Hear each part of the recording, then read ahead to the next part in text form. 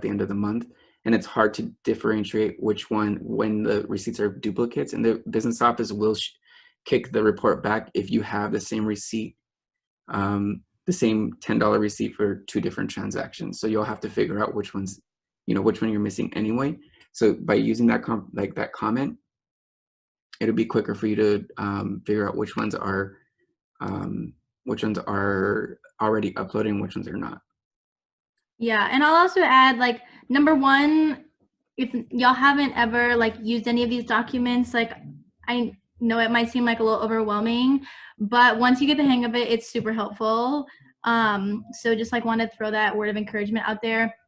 Also, the way that you like name your receipts can be really helpful. And as far as what happened, we're gonna get into. Yeah. I'm sorry. Well, we'll get there. But the way you name receipts is helpful for keeping track of things as well. So like in some of those comments, like we put in like the name of like who that was for, and like then it's easier for us to go back and forth to say like, okay, this was for that person. So I don't know if y'all are if you're gonna adjust this later, but for people who don't have BB&T accounts, okay. You still have to submit your RFEs. If I tell you, Rosemary, that I submitted an RFE on your behalf, if I send you back an email saying submitted, that means I already submitted it in the tracker, in the Google form. So you can quickly find the signed document. All of the ones you sent to me are inside of our tracker. Mm-hmm. But if I'm purchasing something that's not and this is, I don't know if I should jump into this question now since it's a little bit more specific.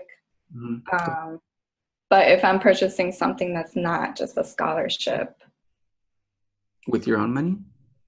So what my experience has been is that I'm given a credit card, and then I've purchased it there. But I personally don't have a BB&T account, so I can't go through that process.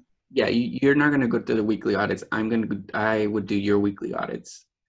That we'd follow the same process where you would get the card from me, and then you would, before you give it back to me, you're expected to, or you can give it back to me, and it doesn't have to be in this specific order, but the moment you get back to the office, you're expected to upload it into the Google form. Okay. And this cuts back on missing receipts and going back and forth. And I know I'm going to be sending out some additional emails requesting receipts based off of what's missing and what's not missing. And we shouldn't really have to do that. I mean, especially with transactions that happened in October, November, like we shouldn't have to be scrambling to find those receipts. So when in that kind of situation, Rosemary, you would take the card, make your purchase, give me back the card, and then immediately upload it into the Google form. Got it. Okay.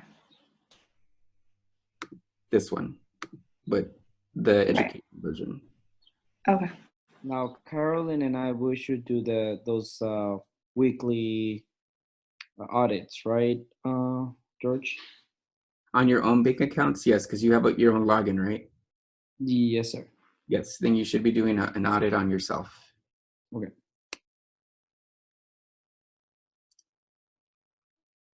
Anybody else? Okay, cool.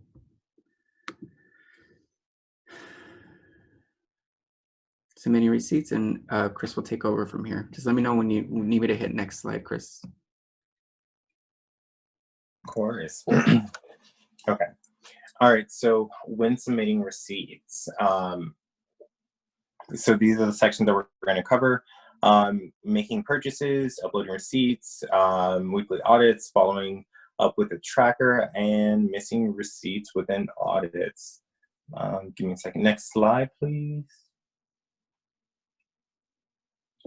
Okay. All right. So first you're going to upload your receipts. You want to make sure that you put your receipts on like a old scratch paper, not scratch paper, but reusable paper. You're going to tape it onto there, and you're going to scan the receipts. You would want to scan your receipts individually, because when it comes time to actually uploading them and then also putting them into Expensify, it's a little bit easier to just keep them separate. So scanning them separately and then also like putting them in the scanner, I'm sure I'm sure as most of you probably know that, trying to stack them on top and making it scan through one, like they have a high probability of getting stuck. So you just want to scan the receipt to your email. I believe Cynthia is working on like a different way of doing that.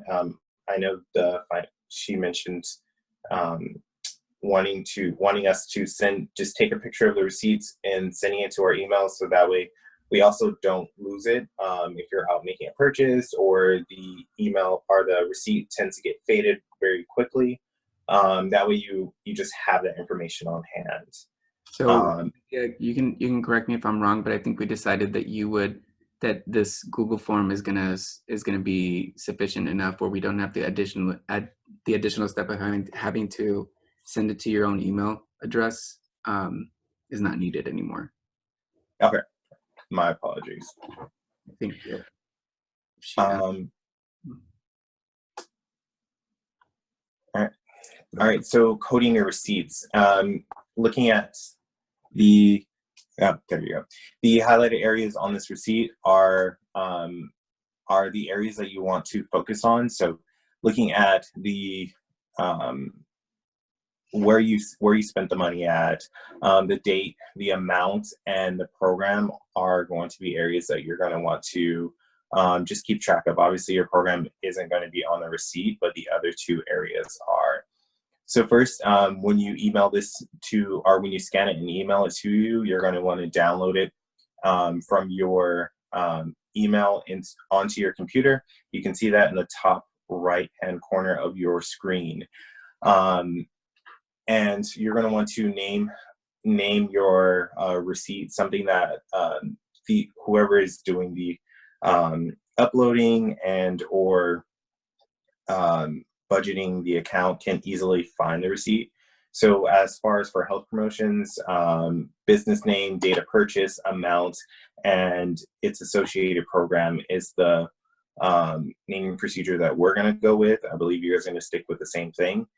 Keynote, just when you're putting in this information or when you're naming it, don't put any dashes or dots or anything between each name, because it makes it harder to search. So if I go into an Excel doc and I'm looking for target 02.06, only target it's going to read looking for target, and then if you have a dash or anything like that, it won't go to the specific receipt, and it'll be really hard to use. Also, just keep in mind that the types of punctuation marks that you can use within saving or while you're saving different documents, you can only use dots. Next. So before we move on, I do want to show the why part, because the saying if you need to quickly find the receipt, I mean, obviously the tracker is there, but this is the other reason why, because this is more helpful on the reconciling side. So this total is 64.21, right? So if I search 64.21, the receipt pops right up.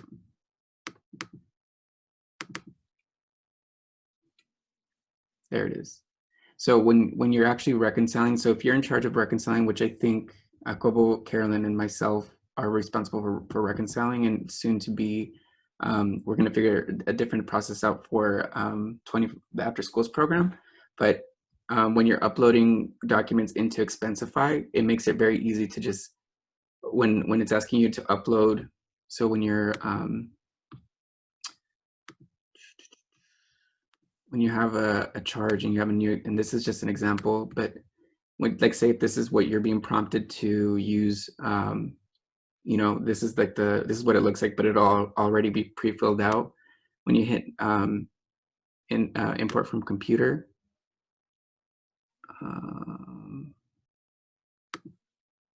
I can just put 64.21, right?